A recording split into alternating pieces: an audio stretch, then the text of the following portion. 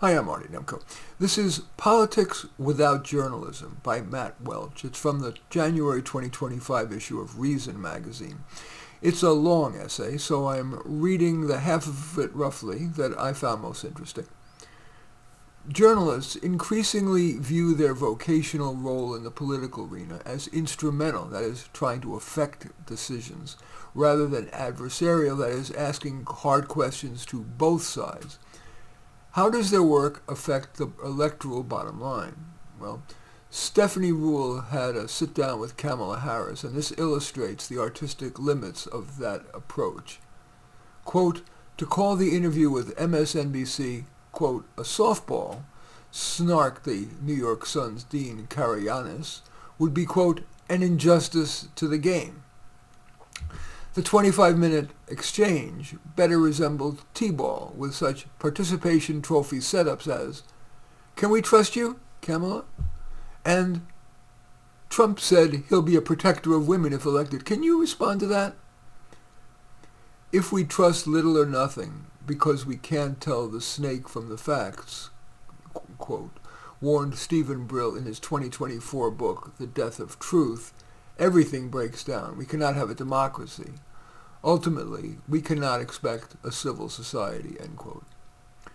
The Los Angeles Times in 1990 was as thick as a phone book, with the largest print circulation in the country, 1.2 million, an editorial staff of about 1,300, and bigger profits than any other daily in the world.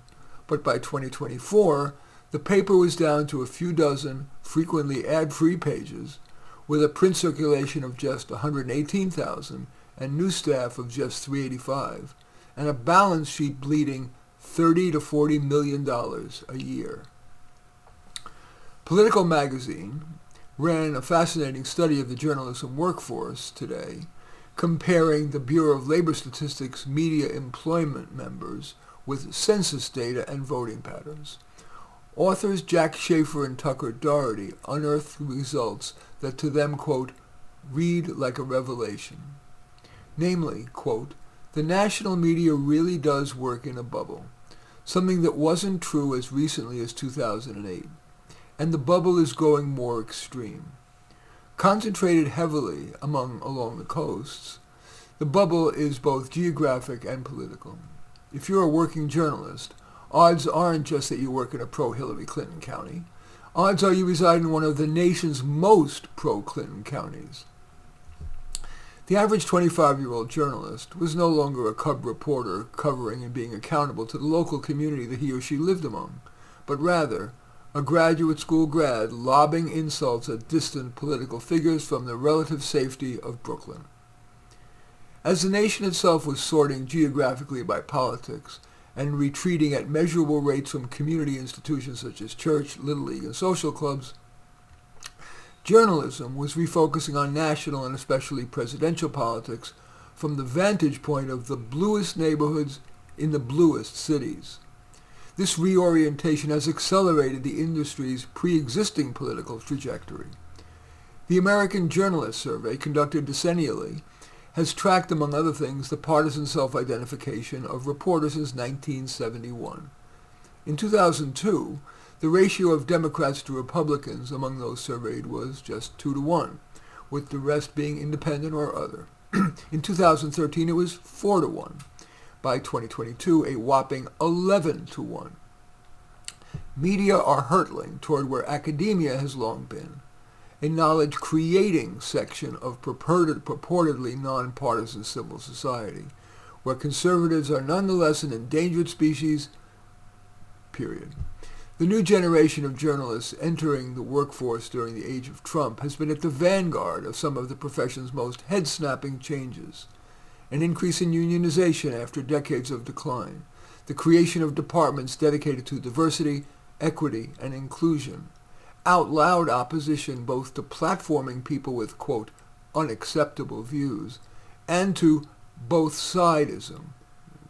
It can mean the consideration of multiple perspectives on a contested issue that journalists consider settled, or just critical coverage of a given Democrat who everyone knows the applicable Republican is worse. Most ominously of all, we now see unabashed journalistic support for the government to do something about alleged purveyors of, quote, misinformation. First Amendment, be damned. The media are part of the control apparatus, Tucker Carlson explained to the Full Send podcast in March 2023, shortly before getting fired from Fox News. He continues, for too long, I participated in the culture where anyone who thinks outside these prescribed lanes is crazy or a conspiracy theorist. There, that is the media's job, is not to inform you. They are working for the small group of people who actually run the world. They are the servants. They are the Praetorian Guard. Biden's plagiaristic transgressions make those of Harris, or more likely her co-author, look trivial. The then Senator Biden didn't just lift passages from other sources. He flat out misrepresented other politicians' biographical details as his own, and serially inflated his own academic accomplishments. Far past the realm of braggadocio, 20 years later, the scandal, which was mostly downplayed as ancient history by a press enraptured by the prospect of Barack Obama's historic candidacy, nonetheless was assumed to put a brake on Biden's presidential ambitions. He was a safe and somewhat goofy elder statesman there to add Capitol Hill experience to an inexperienced candidate, not the heir apparent come 2016. As in so many other things, Trump changed all that. Biden's fabulism, which never did go away. During the 2020 campaign, he repeatedly lied about being arrested while trying to see Nelson Mandela, to cite one of many examples. That was largely treated by a weakened, if increasingly side-taking press, as insignificant at best. By treating Christopher Rufo's work with blatant unfairness, the New York Times reinforced the suspicion that its work, too, can amount to glorified opposition research on the part of the Democrats. Gallup has since 1972 been asking Americans the question, quote, in general, how much trust and confidence do you have in the mass media such as newspapers, TV, radio, when it comes to reporting the news fully, accurately, and fairly? A great deal of trust, a fair amount, not very much, or none at all. In mid-October, the latest research came back. Trust is at an all-time low of 32%. As independent journalist Matt Taibbi acidly observed, and he won a National Magazine Award, he's no lightweight, the news for the news industry was even worse. At 68%, the media's combined distrust number is 1 point higher than even Congress. And in the trust level of none at all, it's a rout. 39% for the reporters, saying no trust at all. Only 24% for the politicians. I'm quoting here from Taibbi. It is impossible to overstate this embarrassment. Asked about trust, I'm continuing to quote Taibbi here. Asked about trust, in a politician, none at all is what people say when they expect nothing to get done. But with media, it's what you say if you don't even trust a reporter to tell the time. It is an extraordinary indictment, end quote. Taibbi, who I said is a National Magazine Award winner, who used to write for Rolling Stone, is one of the dozens of iconoclastic writing stars who felt pushed out of their perches in an increasingly conformist traditional media and have since struck out successfully on their own.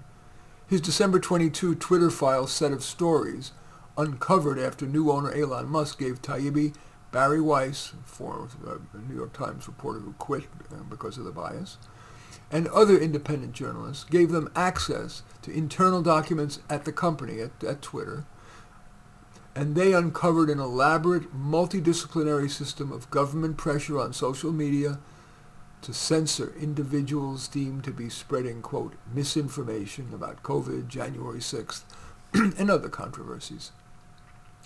The final weeks of the presidential campaign produced supporting evidence aplenty for this thesis. Trump and Vance traveled happily to Austin for the full Joe Rogan experience. Kamala Harris, after failing to convince Rogan to come to her for a shorter interview, declined. 60 Minutes bizarrely published two wholly different Harris responses to a question about Israel.